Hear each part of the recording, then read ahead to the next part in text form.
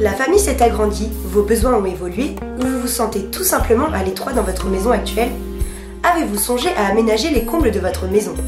Cette solution permet de faire évoluer votre bien en fonction de vos besoins. Par contre, l'aménagement des combles nécessite le respect de quelques règles juridiques ou techniques. Si votre budget vous le permet, mieux vaut vous faire aider par des artisans expérimentés. Ils savent vous conseiller et vous apporter leur expertise. Regardons ensemble. Selon la loi, créer de la surface n'est possible que sous certaines conditions. Si la surface que vous allez créer est inférieure à 20 m², il vous suffira de déposer une déclaration de travaux en mairie. Par contre, si elle dépasse les 20 m², vous êtes dans l'obligation de déposer un permis de construire.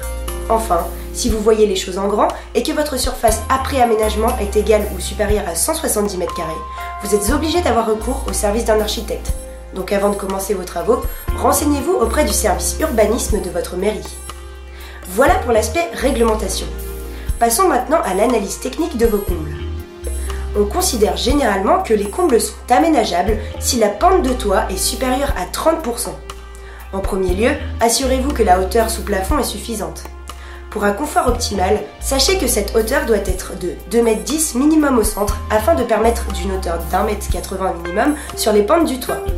Maintenant, il faut penser aux ouvertures et l'apport en lumière du jour. Pour cela, il existe une règle simple qui permet de définir la surface des ouvertures à créer. En général, cela correspond à 1/6 de la surface de la toiture. Tout le monde sait que la chaleur monte. Elle s'échappe souvent de nos foyers en passant par les toits. Pour contrer cette déperdition, il faut bien isoler vos combles. Le choix des matériaux isolants s'effectuera suivant les particularités de vos combles, de votre toiture et bien sûr, suivant votre budget. Je vais vous donner une petite astuce.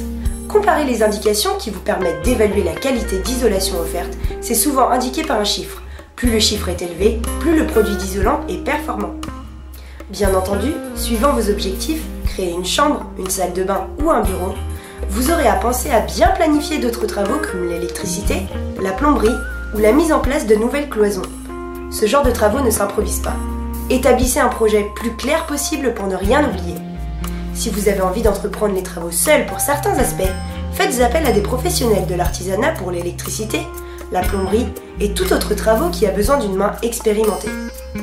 Ensuite, vous allez profiter pendant de longues années de ce nouvel espace que vous avez créé et qui apporte une plus-value à votre maison.